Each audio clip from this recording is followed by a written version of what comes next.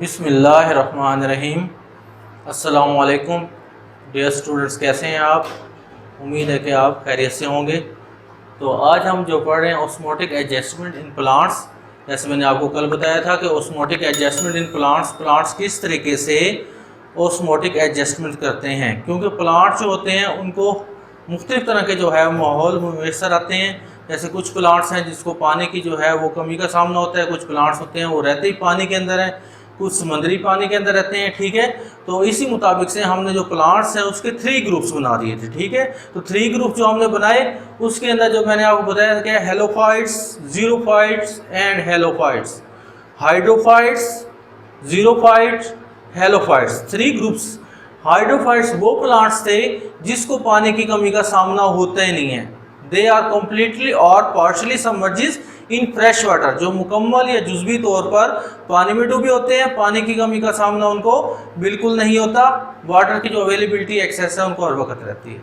उसकी एग्जांपल क्या है? वाटर लिली प्लांट्स, कमल का पौधा आप देख लें, उसका जो पौधा होता है वो फ्रेश वाटर के अंदर मौजूद होता है। लेक्स के किनारे आप देख लें, ठीक है, इस तरीके से रिवर्स या नहरों वगैरह कैनाल्स के किनारे आप देख लें तो आपको नज़र आएंगे वाटर लिली प्लांट्स, क्योंकि पानी उनको हर वक्त अवेलेबल है, पानी की कमी का सामना नहीं है। तो इसलिए जो है वो वाटर को ट्रांसपायरेशन करते रहते हैं ताकि एक्स्ट्रा वाटर उनकी बॉडी से बाहर रिमूव हो सके। ठीक है, तो फिर मैंने पढ़ा था जीरोफाइट्स। जीरोफाइट्स वो प्लांट्स होते हैं जो कि ड्राई इन्वायरमेंट में रहते हैं, खुश्क माहौल में रहते हैं, पानी उनको मुयस्सर ही नहीं आता। अगर मुयस्सर आता है, मिलता है, अवेलेबिलिटी होती है वाटर की तो बहुत ही ज़्यादा कम होती है। जैसे सहरा के अंदर देख लें, डेजर्ट्स के अंदर देख लें, आप ड्राई इन्वायरमेंट में रहते हैं प्लांट्स, ये पानी इनको क्या है बहुत ही कम मिलता है। तो उसके लिए क्या होते हैं, इनकी जो रूट्स होती है वो बहुत ज़्यादा गहरी हो जाती हैं ताकि वाटर को ज़्यादा से ज़्यादा वाटर को साल्ट्स को एब्जॉर्ब कर सके।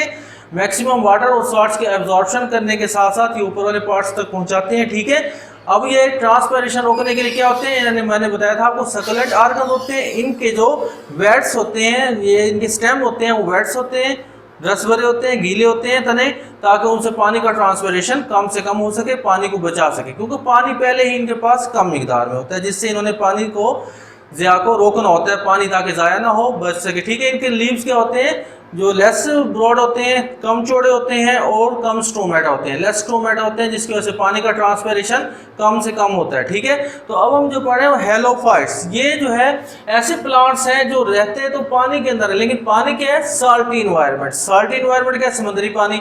आपको पता है कि समुद्री पानी क्या होता है कि वो नमकीन होता है, उसके अंदर सॉल्ट्स की कंसंट्रेशन क्या होती है, मैग्नीशियम, कैल्शियम, फास्फोरस, पोटाशियम, इस जिंक जो है, ये सारे सॉल्ट्स उसके अंदर जो है वो मौजूद होते हैं। तो ये वो पौधे हैं, वो प्लांट्स हैं जो कि समुद्री पानी में रहते हैं, यानी कि साल्टी इन्वायरमेंट इनको मैसर है। किस तरीके से, कौन सा तरीकाकार मैकेनिज्म इन्होंने अडॉप्ट किया हुआ है जिसकी वजह से ये अपना सर्वाइवल करते हैं, अपने आप को बचाते हैं। तो ठीक है, तो हेलोफाइट्स, हेलो मीन्स इसके अंदर यानी कि सी को कहते हैं। ठीक है, कि ये समुद्री पानी में जो है वो रहते हैं, लिव इन सी वाटर, समुद्री पानी में रहते हैं, and adopted to salty environment, क्योंकि वहाँ का इन्वायरमेंट क्या है, साल्ट्स हैं। ठीक है, तो साल्ट्स वगैरह जो है वो वाटर के अंदर डिजोल्व है, जिसलिए पानी बहुत ज़्यादा खारा नमकीन होता है। ठीक है, salts enter in the bodies of such plants, तो पानी जो है वो साल्ट्स किसके अंदर मौजूद है, वाटर के अंदर, वाटर इनके प्लांट्स की बॉडी के अंदर एंटर हो जाता है। ठीक है, तो due to their higher concentration in sea water, क्योंकि जो सी वाटर होता है, समंदर का जो पानी होता है उसके अंदर क्या होती है, साल्ट्स की कंसंट्रेशन बहुत ज़्यादा होती है, साल्ट्स की बहुत ज़्यादा कंसंट्रेशन होती है। तो ये पानी किसके अंदर एंटर हो जाता है, इन प्लांट्स के अंदर, पौधों के अंदर जो है वो एंटर हो जाता है। ठीक है, तो जब पानी इनके अंदर एंटर हो जाता है तो अब पानी क्या करेगा, ऑन दी अदर हैंड जब वाटर इनके अंदर एंटर हो तो water tends to move out to their cells hypotonic sea water.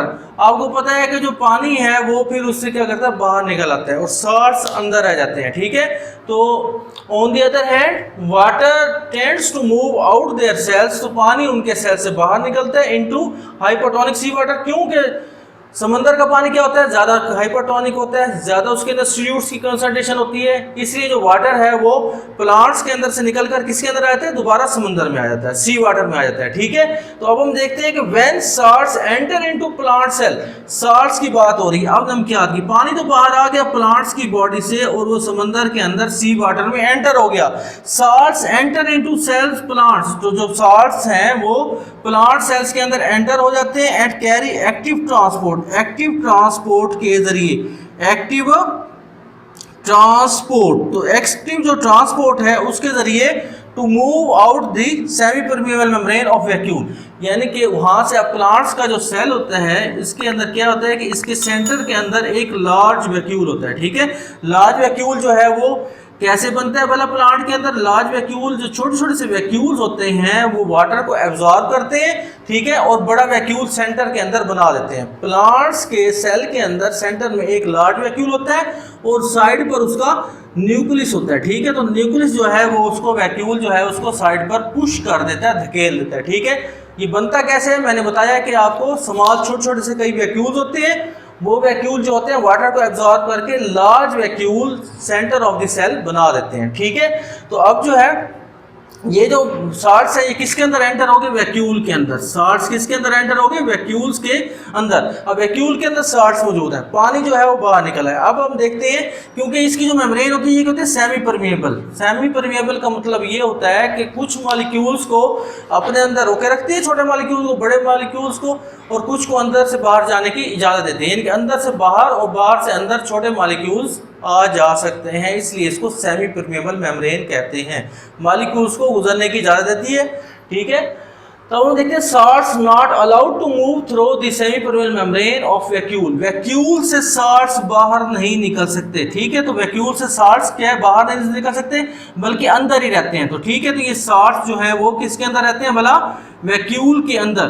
पानी तो बाहर निकल आया, ठीक है, लेकिन जो शार्ट्स हैं वो किसके अंदर रह गए? वो वैक्यूल के अंदर रह गए। तो अब वैक्यूल के अंदर शार्ट्स वगैरह जो है वो मौजूद रहते हैं, ठीक है। अब हम देखते हैं कि salts not allowed to move through the semi permeable membrane of vacuole. Vacuole की सेमी परमेबल मेम्ब्रेन से बाहर नहीं निकलते बल्कि अंदर रह जाते हैं। पानी मैंने बताया था क्या है कि इससे बाहर निकल आता है, वाटर जो है वो इससे बाहर निकल आता है, जबकि शार्ट्स वैक्यूल के अंदर एक्टिव ट्रांसपोर्ट के जरिए जो है वो जमा रहते हैं, डिपॉजिट से रहते हैं। अब हम देखते हैं सैप। सैप की क्या डेफिनेशन? सैप होता क्या है? सैप यानी कि जो समुद्री पानी से, अभी जो वैक्यूल के अंदर का जो कंसंट्रेशन है शार्ट्स की ये ज़्यादा है देन सी वाटर। समुद्री पानी से इनकी जो कंसंट्रेशन है वो क्या है? ज़्यादा है वैक्यूल की। क्यों ज़्यादा है? क्योंकि इसके अंदर शार्ट्स जो है वो मौजूद है। अब शार्ट्स की कंसंट्रेशन की वजह से ये मोर हाइपरटोनिक है। क्या है जी? मोर hypertonic then sea water, then sea water. कि सी वाटर की निस्बत जो है वो वैक्यूल की जो कंसंट्रेशन है शार्ट्स की वो ज़्यादा है, इसकी कंसंट्रेशन ज़्यादा होगी और जो सी वाटर है उसकी क्या होगी? कम होगी। अब हम देखते हैं सैप की definition. So the sap of vacuole remains even more hypertonic then sea water. समुद्री पानी से ज़्यादा गाढ़ा हो जाता है, ठीक है, क्योंकि शार्ट्स की कंसंट्रेशन क्या है? बहुत ज़्यादा है। अब जब शार्ट्स की कंसंट्रेशन होगी, ज़्यादा होगी, तो वैक्यूल जो है वो क्या होगा? More hypertonic then sea water. In this way, इसका नतीजा क्या निकलता है? इससे क्या रिजल्ट निकलता है? In this way water does not move out the cell. Cell से जो है पानी निकलता नहीं है, सेल से पानी नहीं निकलता। क्यों नहीं निकलता? क्योंकि इसके जो कंसंट्रेशन है वो ज़्यादा है देन सी वाटर से। इसलिए जो प्लांट्स हैं सी के अंदर जो रहते हैं, सी इन्वायरमेंट यानी कि साल्टी इन्वायरमेंट के अंदर जो प्लांट्स रहते हैं वो अपने आप को बचाते हैं, ताकि वो जो है, जैसे मैंने आपको बताया है कि अगर उनकी कंसंट्रेशन अगर इसकी लेस होती और इसकी क्या होती है? हाई होती, तो फिर उस तरह क्या होता है कि जो वाटर है उनके अंदर से निकल जाता है। जब पानी निकल जाता है तो प्लांट्स जो है वो बेल्ट हो जाते हैं, मुरझा जाते हैं, ठीक है, डेजिकेशन का शिकार हो जाते हैं, पानी की कमी का सामना होता। तो इसी तरीके से ये प्लांट्स अपने आप को सर्वाइव करते हैं, महफूज रखते हैं साल्टी इन्वायरमेंट में रहते हुए, और जो है अपना सर्वाइवल कायम रख सकते हैं, ठीक है। जैसे मैंने आपको बताया है कि इसके अंदर एडजस्टमेंट ऑस्मोटिक एडजस्टमेंट प्लांट्स, कैसे मैंने बताया है कि जो हेलोफाइट्स हैं, समुद्री पौधे हैं, वो किस तरीके से अपने आप को बचाते हैं पानी के ज़िया से।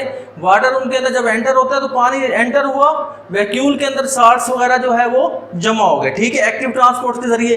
अब इसकी जो कंसंट्रेशन है वो क्या हो गई? ज़्यादा होगी। शार्ट्स की कंसंट्रेशन ज़्यादा होगी देन सी वाटर, मोर हाइपरटोनिक। ये मोर हाइपरटोनिक है देन सी वाटर। तो वाटर जो है इसके सेल्स के अंदर रह जाता है, बाहर नहीं निकलता, और जो सी ग्रास वगैरह समुद्री घास के जो पौधे हैं वो इस तरीके से अपना सर्वाइवल करते हैं। तो मैंने आपको 3 जो है वो ग्रुप्स बताए हैं प्लांट्स के, जिस तरीके से वो अपने आप को मैनेज करते हैं। तो मैनेज किस तरीके से मैंने आपको बताया करते हैं? हाइड्रोफाइट्स जिनको पानी मुकम्मल मौजूद होता है वो ट्रांसपायरेशन से पानी का ज़ाया कर देते हैं, एक्स्ट्रा वाटर रिमूव करते हैं। जीरोफाइट जिनको कम पानी मिलता है वो लेस ट्रांसपायरेशन करते हैं ताकि पानी का ज़ाया ना हो सके। नीचे जड़ें उनकी गहरी होती हैं, पानी को हासिल करते हैं। और हेलोफाइट्स समुद्री पौधे जो कि साल्टी इन्वायरमेंट में रहते हैं, अपने आप को बचाते हैं। अस्सलामु अलैकुम वरहमतुल्लाहि वबरकातुहू।